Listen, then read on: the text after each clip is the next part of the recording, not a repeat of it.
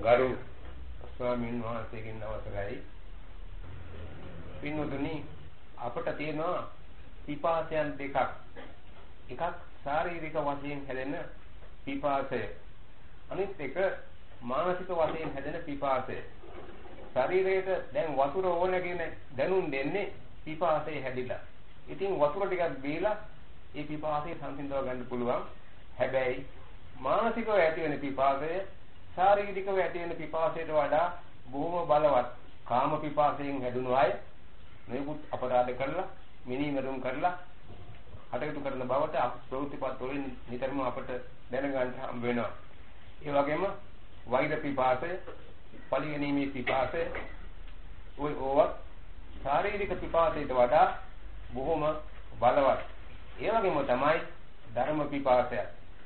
ශාරීරික පිපාසයට වඩා බොහොම බලවත්. අර දාරු වීර්යතුමා දවස් ගානක් තිස්සේ ගව් ගානක් දුවගෙන ගිහින් බුදුහාමුදුරුවෝ මුණ ගැහුනේ ධර්ම පිපාසය නිසා. කුකුසාරි රජුරෝ අර වළම් මඩුවේදී බුදුහාමුදුරුවෝ මුණ ගැහුනේ ධර්ම පිපාසය නිසා. ඒ වගේම උපතිස්ස කෝලිත දෙදෙනා පස්සේ සරියුත් මුගලන් රහතන් වහන්සේලා බවට පත්ුනේ ධර්ම පිපාසය නිසා. 80 මහ සවුවන් ඒ තන්රුවන්ට පත්ුනේ ධර්ම පිපාසය නිසා. සියලුම රහතන් වහන්සේලා ඒ තත්ත්වයට පත්ුනේ ධර්ම පිපාසය නිසා. මේ අපේ හාමුදුරුවෝ දැන් මේ තත්ත්වයට පත් වෙලා තියෙන්නේ ධර්ම පිපාසය නිසා. මේ පැවිදිලා ඉන්න ඔබ සියලු දෙනාමත් ධර්ම පිපාසයෙන් සිටින අය. ඒකයි මේ ස්ථානයේ හොයාගෙන ආවේ. ධර්ම පිපාසයෙන් සිටින අය ඒ තැන් හොයා එනවා. සමහර විට ලක්ෂණයට ගලාගෙන එන දියල දිහා හොඳට බලාගෙන ඉන්න පුළුවන්. නමුත් ඒ ඉහත්තාවේ අපිට සිදු දේවල් තිබෙනවා කියලා දැනගත්තොත් ඒ දිය පානය කරන්න තියා මූණ දෝණය කරන්නවත් අපි ගන්නේ නැහැ. නමුත් පුංචි දීප බෝලකින් මතුවෙන සිසිල් පැන් ටිකක් අපි ඊට ආසාවෙන් පානය කරනවා. මේ ඔබ සියලු දෙනාම ඇවිදින් තියෙන්නේ ඒ පුංචි දීප බෝලෙන් මතුවී එන ධර්ම සිසිල් පැන් ටිකක් පානය කරන්නටයි. ඔබ සියලු දෙනාගේම බලාපොරොත්තු ඉෂ්ට වේවා කියලා ප්‍රාර්ථනා කරමින් ඔබ සියලු දෙනාටම අපි මේ ගරු ස්වාමීන් වහන්සේගෙන් පරතෝഘോഷක පත්‍ය ලබා ගැනීමේ වාසනාව ලැබී තිබෙන නිසා ඔබ සියලු දෙනාම වාසනාවන්තයන් බව ප්‍රකාශ කරමින් මම ගරු ස්වාමීන් වහන්සේට ඉතා ගෞරවයෙන් ආරාධනා කරනවා මේ පින්වතුන්ගේ ධර්ම පිපාසය ඔබ වහන්සේට හැකි ප්‍රමාණයෙන් සංසිඳවන ලෙස. समन्त चक्रवालेषु अत्रा गच्छन्तु देवता सत्तमं राजस् सुनन्तु सग्गमुक्तदं धम्मश्रवणकालो अयं वदन्ता धम्मश्रवणकालो अयं वदन्ता धम्मश्रवणकालो अयं वदन्ता नमो तस्स भगवतो अरहतो सम्मा सम्बुद्धस्स नमो तस्स भगवतो अरहतो सम्मा सम्बुद्धस्स नमो तस्स भगवतो अरहतो सम्मा सम्बुद्धस्स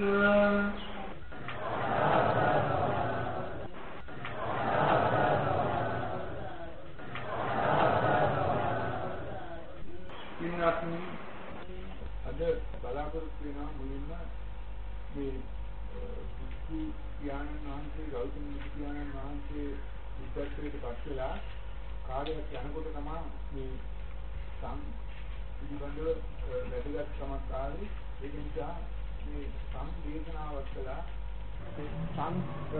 දේශනාවේ ඉමහනම් මේ කියන පදේ අර්ථ ධර්ම නිරුක්ති පටිභාන තරමක් දුරට විග්‍රහ කරන්න බලාපොරොත්තු වෙනවා.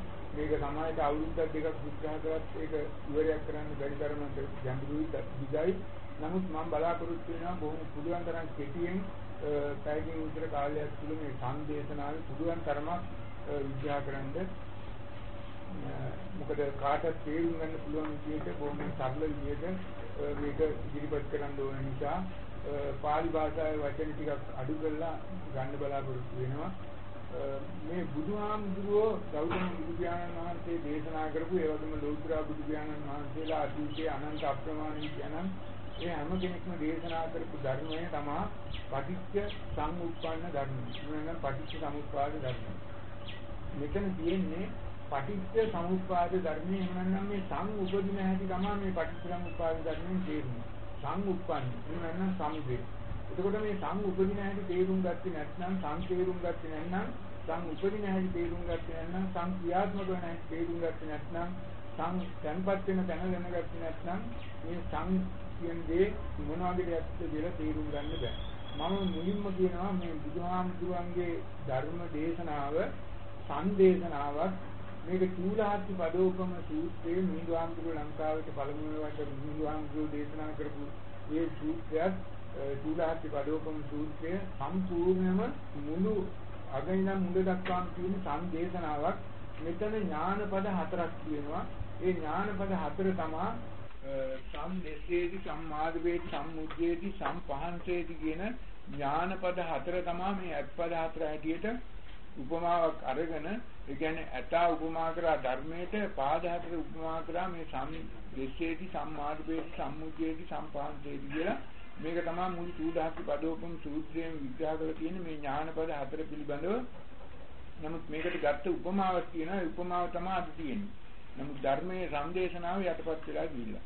ඒ වගේම මේ සංදේශනාව තමයි හැම තැනකම හැම අවස්ථාවකම අත් වශයෙන්ම කරලා තියෙන්නේ බුදු පියාණන් වහන්සේ දේශනා කරලා තියෙන්නේ. මේක හුඟක්ම වැදගත් දේශනාවක්.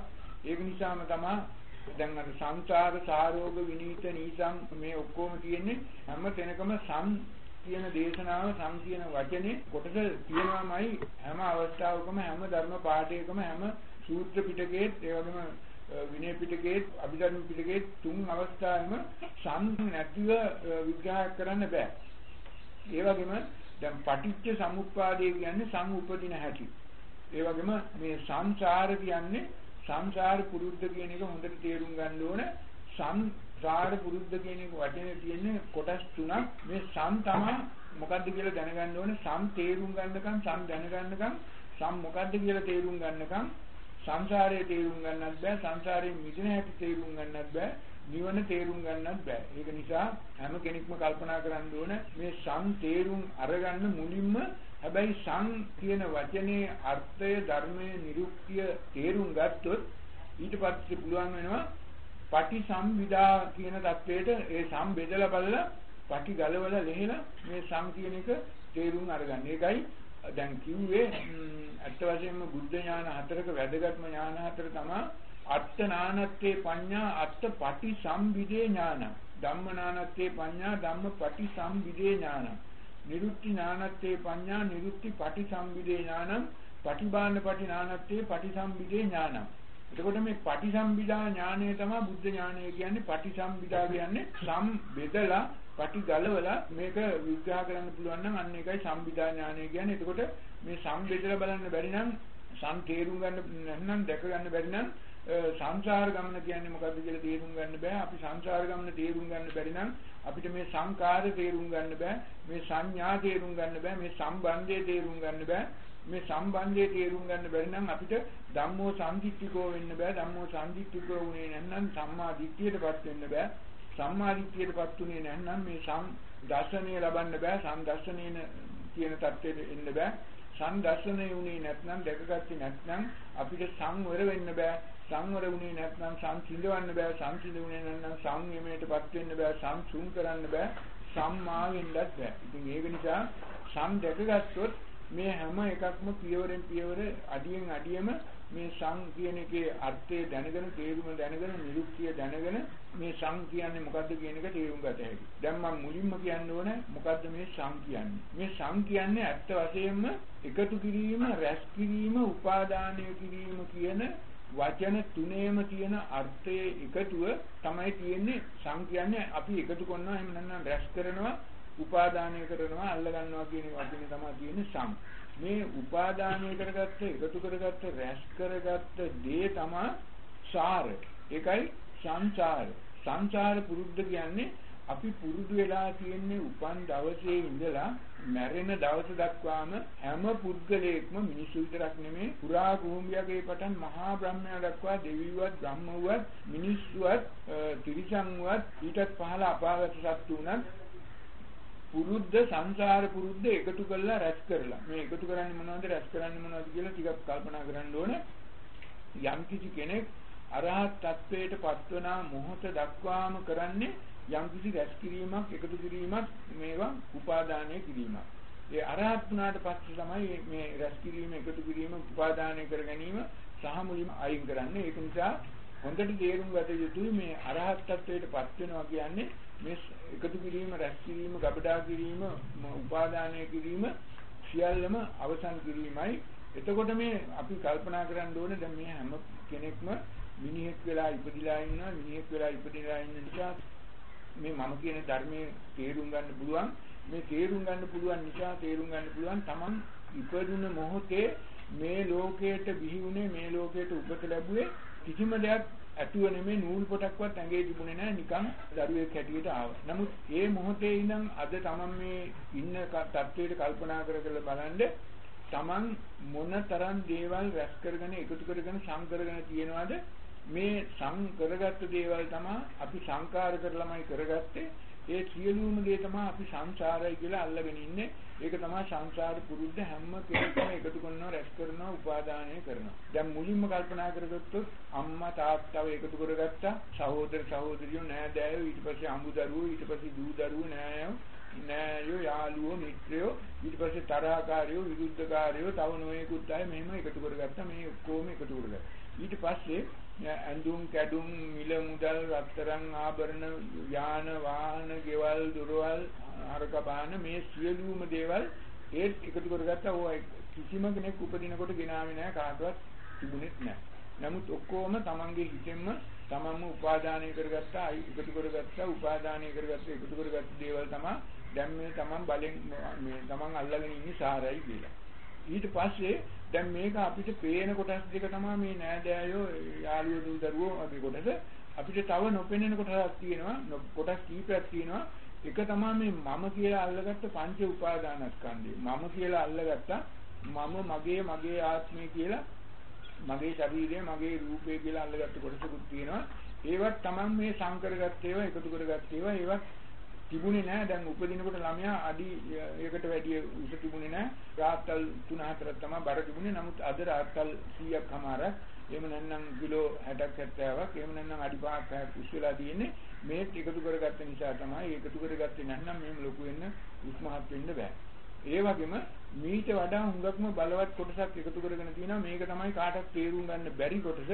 මේක තමයි අපිට ඉතුරු වෙන්නේ අන්තිමට. මොකද්ද මේ එකතු කරගත්ත බලවත්ම කොටස? අපි යම් ගති පුරුදු එහෙම නැත්නම් ගති ගුණ කියන ඒවා එකතු කරගත්තා. දැන් මේ එකතු කරගත්තා කියන තැන එතන වචන තියෙන්නේ දැන් සං කියන එකම තමයි එතන. නමුත් සං කියන වචනේ එතෙන්ට තව වචනයක් දැම්ම ගති. ගත්තදී. ගත කියන එක තමයි ගත්ත දේ. ගත්තේ ගතිය නිසා. ඒ එකතු කිරීමේ පුරුද්ද නිසා තමයි ඒක තමයි ගතිය. දැන් අපි ගති ගුණ ඊට පස්සේ ගති හඬ ගති රුව ගති බව ගති බල මෙහෙම ගති උපාදාන මෙහෙම ඔක්කොම කියන මේවා ගත්ත දේ එකතු කරගත්ත දේ තමයි මේක. ඒවා තමයි